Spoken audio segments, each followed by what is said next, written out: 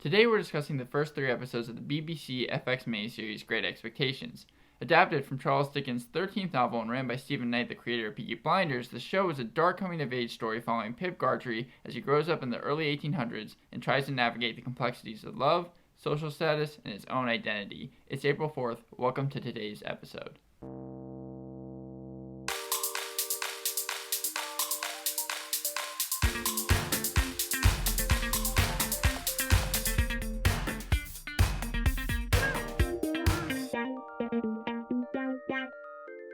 Fionn Whitehead, he plays Pip in this adaptation. Yes. Do you know where he's from? Yes.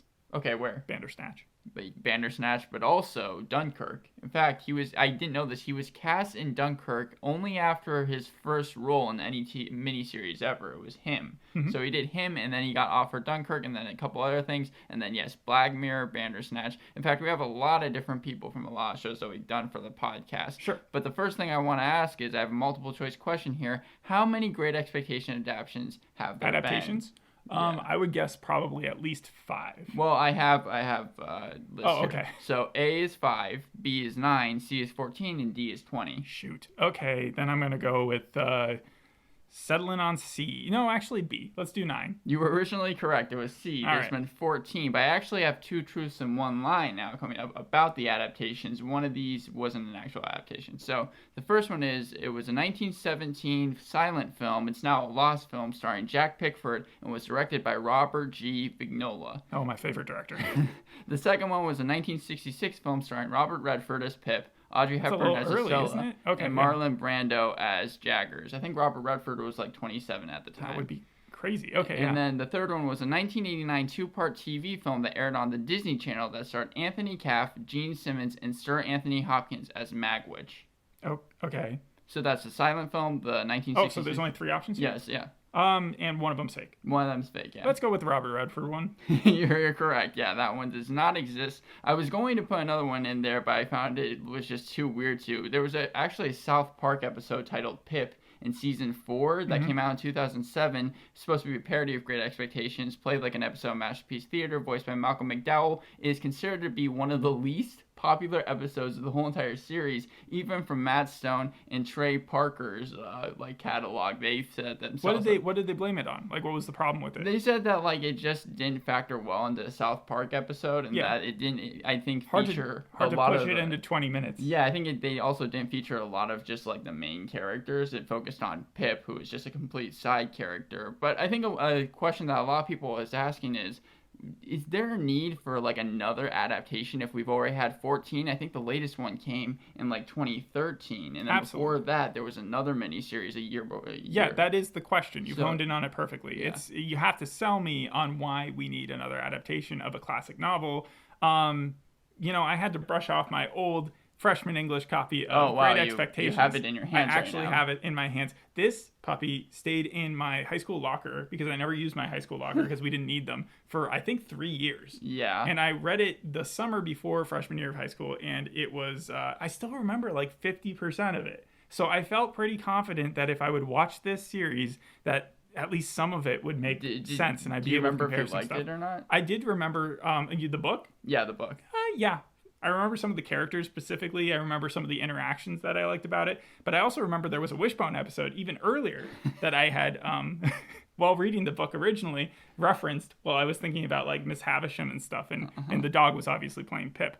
So yeah, when we're talking about whether or not the story deserved to be told again in a different adaptation, I look at 3 questions. First is, how faithful is it going to be to the source material and themes going on in the book, while also adding its own unique perspective and interpretation, which I know that Stephen Knight has done a lot of work with past stuff, in the 1900s, because that was when Peaky Blinders took place. Not only that, actually, in 2019 he did A Christmas Carol, which was a retelling starring Guy Pearce, but he added a lot more to it. Yeah, he had implications of child molestation, forced prostitution. That was dark. Yeah, adult language, nudity, a lot of stuff that wasn't in it. I did not realize he did that one. But yeah, if you ever look at A Christmas Carol, it's a very, very short story compared to Great Expectations, which is a lot longer. The other two questions to find out whether or not it's worth telling again: how good is the style, writing, direction, performances? All that can be looped into one. And third, how good is the pacing? Because whenever you try to adapt a Charles Dickens novel, a Victorian age novel, it always suffers from Old English, the lag, the drawl of the times. So it's very hard to get the pacing right. And so I look back at like 2005's adaptation of Bleak House as my main, because that was received with critical acclaim.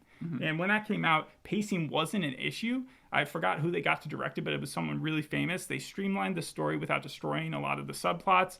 And one of the reviews, I looked it up from the Radio Times, said each frame is composed to perfection. Each face is lit up like an oil painting. Wow, that really is critical acclaim. The cast included, it has like an 8.3 on IMDb. The cast included a young Carey Mulligan. It had Gillian Anderson in it, even though she wasn't that big. Like, she didn't have much screen time. She was kind of like, what's his face in The Godfather, Marlon Brando. Yeah. In that, like, she had 15 minutes, and yet she was able to do a lot with it. They were both lauded for their performances. And also, it was the first time I'd see Charles dance in anything. And he, from that role, is how he got Tywin Lannister on Game of Thrones. I didn't know that. Yeah. The producers saw him in it, and they were like, this guy is so good. He played a lawyer, like a kind of an evil lawyer. I'll give this away right now. So, who was the person that you said had a little bit of screen time, but ended up being like lauded for their performance? In Bleak House, that was Gillian Anderson. So Gillian Anderson is a lot like Olivia Colman in this episode, or at least for the first episode, because no matter what review I read, everyone was like, Olivia Colman did a great job. Like, it's hard to bash someone who's played the Queen, also played the Queen in The Favorite, but like a different Queen. She was also in Landscapers, which I remember got good reviews as well. She started off, I think, in Peep Show, though, which is really weird. But, like, yeah, her later career, she's only, like, 50 years old, maybe even point. 49? Yeah. And she's playing Havisham. And Havisham is, like, an older character. I always imagined her as someone in her, like, 70s, because that's the way that she's been portrayed in other things. So she's more mobile in this. But yeah, let me just jump into the actual story. If anybody's unaware what Great Expectations is, it's a coming-of-age story about this kid named Pip, a poor orphan raised by his cruel sister and kind-hearted brother-in-law. After finding an escaped convict in a graveyard, his parents' graveyard, I believe, he helps him escape from his chains, feeds him, and then he's hired, Pip is, to go play with the adopted daughter of an eccentric and manipulative woman who we just mentioned, Miss Havisham. Pip then falls in love with the girl, and in the show, he's there for like 5 years. I'm not sure if it's that long in the book, but he's eventually heartbroken when Havisham tells Estella, that's the name of the adopted girl, to break his heart. Mysterious benefactor then gifts Pip a ton of money, like a fortune, allowing him to move to London to pursue his dream of becoming a gentleman. Pip works under the apprenticeship of a lawyer named Jaggers as he tries to confirm the benefactor's identity, win Estella back, and also not get swallowed by the city. That's it in a nutshell. That's all 3 episodes in a nutshell. That's where we're at. Yeah, and I think that like the general premise is the same with this show and the book. I know that the book had like a revised ending that people ended up liking a lot more. Well, we haven't gotten to the ending yet. Yeah. No. I mean, like, there is no ending. No, I understand. I'm just saying that was a fact about the book that I found interesting. Apparently, Charles Dickens, when he was writing it, was like kind of going a separate direction with it, and then a lot of people read the ending to it, and they decided to revise it. Yeah, with Charles Dickens, I know a lot of his books were originally just columns and papers or something, like a magazine. Like, he had 20 editions of Great Expectations before it actually turned into a novel. I think A Tale of Two Cities as well.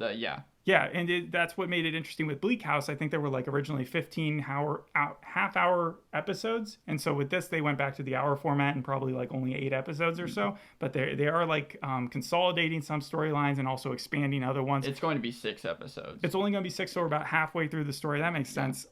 Just to let you know, I did see that the IMDb rating is super duper low. Like, trash can low. Yeah, I know. Awful. So we'll get into that. But my first pro is where the story stayed consistent. Joe and Mrs. Joe. So I introduced them as, remember, Pip is an orphan, but his sister raises him along with her husband, Joe. And I remember Joe from the book. He was one of my favorite characters. He's a cool guy, and Mrs. Joe there is not. She is semi-evil, if not 70% evil. She reminds me of a younger Helena Bonham Carter. That's what she looks like. Also, in the same town, village, the preacher looks like Josh Groban. Just throwing that in there. But Joe is like the guy who is in Pip's corner, the only one in Pip's corner. Pip is originally supposed to be like a blacksmith when he grows up, following in Joe's footsteps. But basically, Pip and his sister don't get along at all. She wants him out of the house. She wants to just be making money. She sees him kind of as a freeloader, which is weird because it's her younger brother by like 12 years. But they did stay shockingly similar with that portrayal of them, because I remember them in the books and they were just like that. Owen McDonald, that's the person who plays Joe. I was wondering if you're going to recognize him or not. He's been in like Killing Eve, but like like I said, and then you have Mr. Pumblechook as well. Are you going to get there yet? I think that's Matthew Berry's character. Yes, it is, yeah, but that comes along a little bit later. The other parts where they stay consistent is that Dickens wrote misery and miserable people and dreary places, and that's what this shows. The visuals on this. Yes. I thought for a second when you said Misery, I was like, wasn't that Stephen King? No, not the story Misery, but like the actual time period was just not fun to live in if you were poor in any way. Right. And then also the Havisham house has always been portrayed, I think it's called Sadis House or Sadis, I'm not sure how you pronounce it, but it's always a decaying, rich household, but like it's supposed to be a metaphorical like symbolism of this old woman who has still got money, but like she's just letting it all go. Yeah, the whole entire story of Great Expectations has so much just symbolism and underlying things. Like I know that there's a big debate online about what Pip's name actually means. Perp Philip is his actual name, but like he just calls himself Pip. Yeah, but when they're going through Pip, people are like, Pip means gifts. It also means like I think it's a seed that you grow or something like that. And there's just a ton of different interpretations about it. But you were saying, I was just going through how they're being consistent. The other thing is the timeline. They didn't decide to age it to like a modern day version of Great Expectations. A lot of shows like to do that nowadays. I also liked in the first episode there was the Pip and Magwitch scene. Magwitch is the convict who he helps. Johnny Harris. Yes, and it's pretty infamous. Like, if you know that scene, you know that scene. So I was looking for that, and I liked it. Estella's contempt when he first meets her. Like, she's just a little kid, but so is Pip. And Havisham's whole thing is she's trying to match them up, get them to fall in love, despite Pip not wanting to fall in love with this 13-year-old girl yet. And it's nice to just see that pushback, because Estella has been raised by Havisham, so she kind of mimics her behavior at that point. Right. And then they also use lines from the story and facts from the story, which I was able to identify at least 50% of. Like I said earlier, if I missed something, then that's just because it's been so long. But now we can talk about the cast. This is my second pro. Matthew Berry shows up, and he's not playing just like Laszlo or something. He is playing the sea merchant, and it's just a surprise to see him show up in anything serious. So he doesn't have like any comedic relief to him? No, I mean, he does have there is comedy. The next pro that I have is funny moments, but like himself he's playing a serious Dickens character. Right. Like he's just the in between or the middleman who hooks up Pip to go to Havisham's place. But then we also have Rudy Dharmalingam, and it was really cool to see him there because I recognized him immediately from Lazarus Project, but he was also in Wakefield, and he goes from playing a doctor in Wakefield to being a depressed time traveler in Lazarus Project to now being a happy-go-lucky assistant. Guy is a chameleon. He was my favorite character I remember in Wakefield. His hair is crazy. Him and actually Matthew Berry as well. So like they're just casting people with great hair, except for the guy who looked like Josh Groban, who had a giant bald spot on the top of his head. Olivia Colman, also great actress. However, I do have a bit of a con with the plot that she's stuck in that I'll get to. But first I got to identify the funny moments. So like every episode that I watched in these three had certain parts, certain lines where, for instance, when we're introduced to Jaggers, the lawyer, who's kind of like way evil and manipulative and stuff, he goes in front of the gallows. There are two guys about to hang, right? And he's like, okay, I've gotten the verdict here, and it says it's signed off by the judge, and it says one of you doesn't have to hang. And one of the guys says, which one of us? And then he's like, you, my friend, chose the wrong lawyer. And then he like walks out there, and you could see the just dread on the guy's face as he's about to hang. That's very Stephen Knight. I know you're going to identify him more, but like that's like the same way with Peaky Blinders, especially when you had like Alfie Solomons or just someone showed up. You always had these weird moments of dark humor that actually did really help the plot. And who played Alfie Solomon? Tom Hardy. And Tom Hardy's an executive producer on this. Yeah. All right. Yeah. So that makes sense. And then there was another funny moment where I think it's the third episode. It must be because that's when Pip moves to London, and they do an aging of him because the guy who Fionn, how do you say his name? Fionn, that's how. Fionn, yeah. He doesn't come into play until about halfway through, I think, the second episode. And so I do feel bad for those like younger kids because just like in Game of Thrones, they were doing a great job. The main Pip, the little kid, I was like, oh no, we don't get to see him anymore. But yeah, so Pip is now in London. He's hanging out with this guy named Herbert. That's his roommate. And he just had a really tough day with Jaggers because Jaggers is kind of a pain to deal with, where he saw a man hang or like strangled. He found a dead man. Yeah. And so he's looking at his egg and he says the line, I see a hard-boiled egg in the face of a high court judge strangled by his own hand. And Herbert like proceeds, because Herbert's an idiot, to like look over at his egg to try to figure out what he means by that. And then also Estella eventually... I don't know if she loves Pip, but she definitely feels bad for him because when she breaks his heart, she's being forced to do that by Miss Havisham. And Miss Havisham then marries her off to some other guy, or is about to.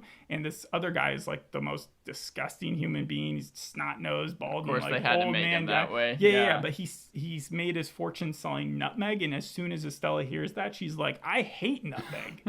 And it was just, the delivery of those lines were perfect. I think that the show did well on that. The writing overall, I didn't have a problem with it. Really? I think that's probably where people are going to like have the most, but I'm talking more about the diction and the actual speaking writing, like writing Old English without sounding, like I said earlier, long-winded or confusing or boring. That's hard to do. There's a reason why Dickinson, they changed it up and tried to add in modern vernacular and slang for Haley Steinfeld. But like in this, it felt like they did a good job of implementing old time lines with sort of new, like he does swear a little bit, I think, and I don't think he swears in the book quite as much. Yeah, it doesn't use adult language. However, I do think that overall that's a success. So were you able to follow like what the characters were saying and everything pretty well? Yeah, okay. I was.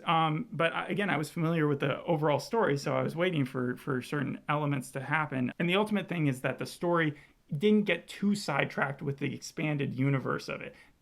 I am about to get to my cons, but it also ends with this cliffhanger in the third episode where Pip is being badgered into getting into business with a boat insurance scam to screw over the evil, disgusting dude that we just talked about, the nutmeg salesman, who Jaggers knows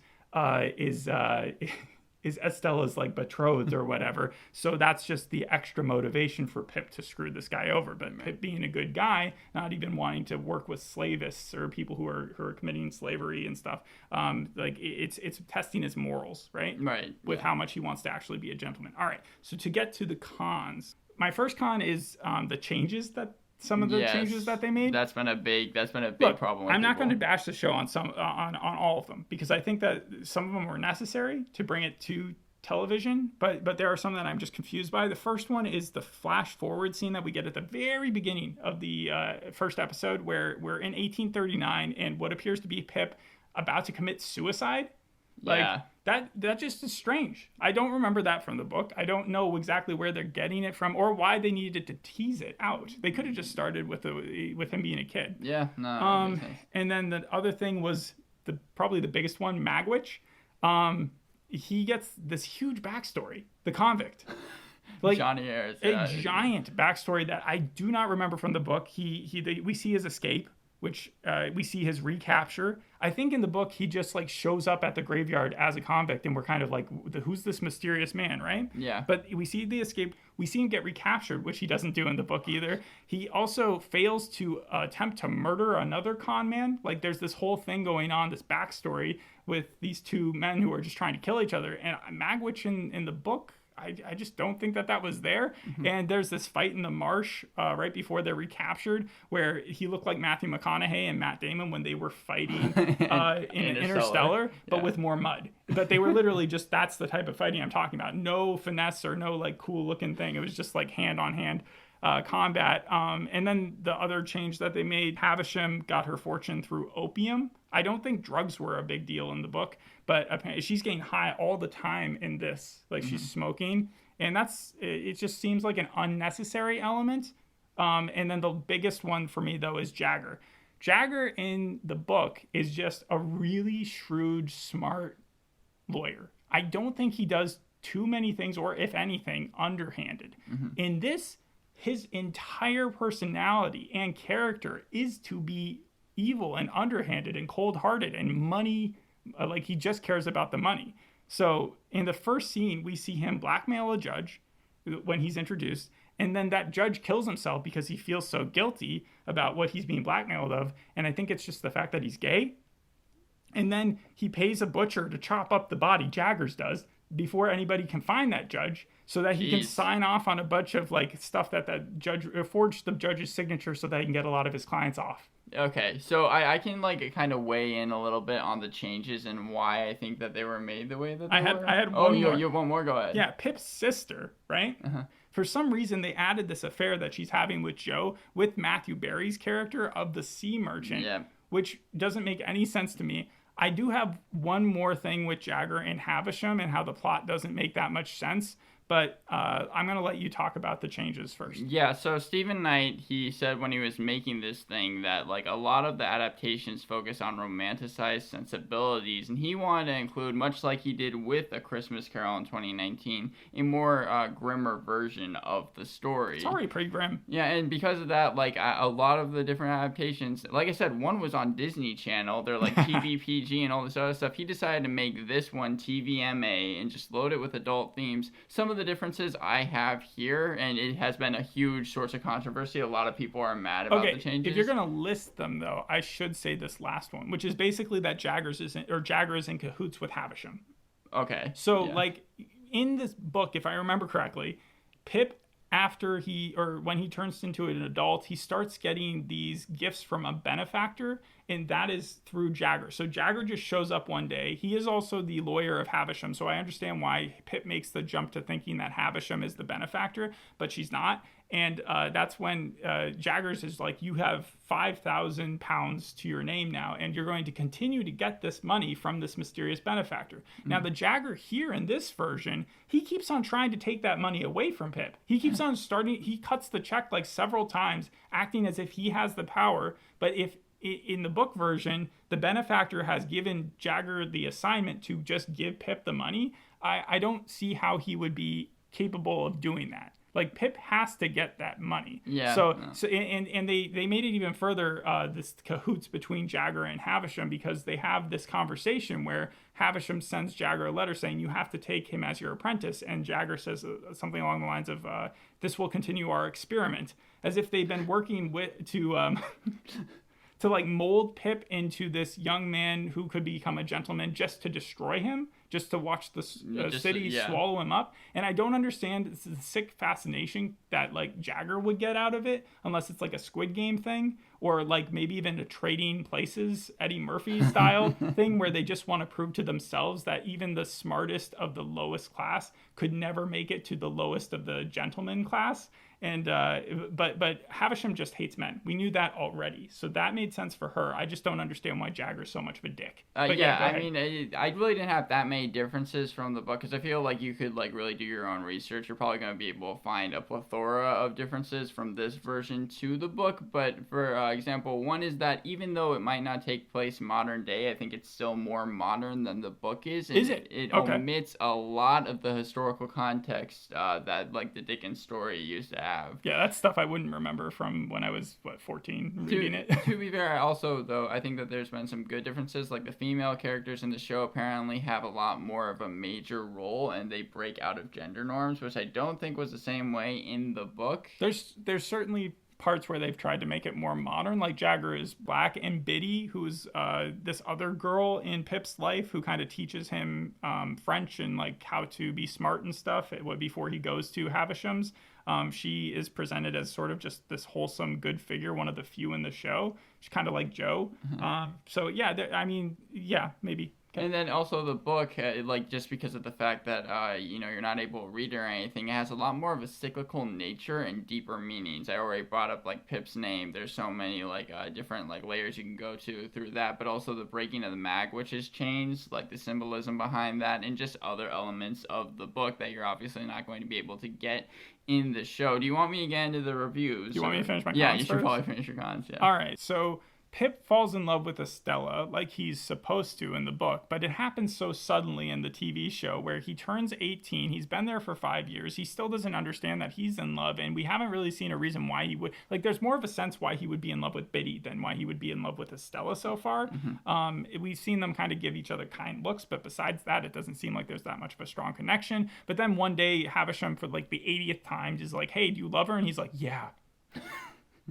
Oh my God, dude. Yeah, absolutely, I do. And so then from then on out, that's all he talks about. That was pretty sudden. Then there were 2 episodes in, and we didn't hear anything about the benefactor. And maybe I'm just like overinflating what that was in the book, but like I just remember that being such an overarching theme where he was just trying to figure out who was giving him the money. 2 episodes into a 6-episode series, right? That's like a good third. Yeah. Also, again, too much Magwitch backstory, and then the Chief Justice. That's the body that they found, who had strangled himself. Right, the one that was like blackmailed. He was hanged. Yeah, and apparently Jagger had stumbled across his body hanging the day beforehand, but he's a Chief Justice, so you would think that someone else would have stumbled upon it, even if the door was locked, like that his role would be in demand enough where people would find out where he was and not have time for Jagger to make him disappear. And then the last thing is that Estella warns Pip after she broke up with him. She sneaks out and gives him a note that she leaves on the horse before Jagger arrives. Or just as he's about to leave with Jagger, and it says, don't go. Like, you don't want to do this. This is bad for you. And clearly it was meant with the best intention. Like, she's trying to warn him more about, like, what Havisham is already doing. Does Pip take it the wrong way? No, Pip doesn't take it the wrong way, but I don't really understand what Estella's endgame is because, like, Jagger just said, I'm not going to give you this check unless you come with me. And the check is for £5,000. And regardless of whether or not he takes a job in London, his prospects at his home are nothing. So, like, Estella telling him not to go doesn't make any sense. Won't make At a lot least of sense. Take the check, cash it somewhere else. It's got your name on it, and then go do whatever you want. But, like, advising him just not to leave at all just made a little sense to me. But overall, those were my cons.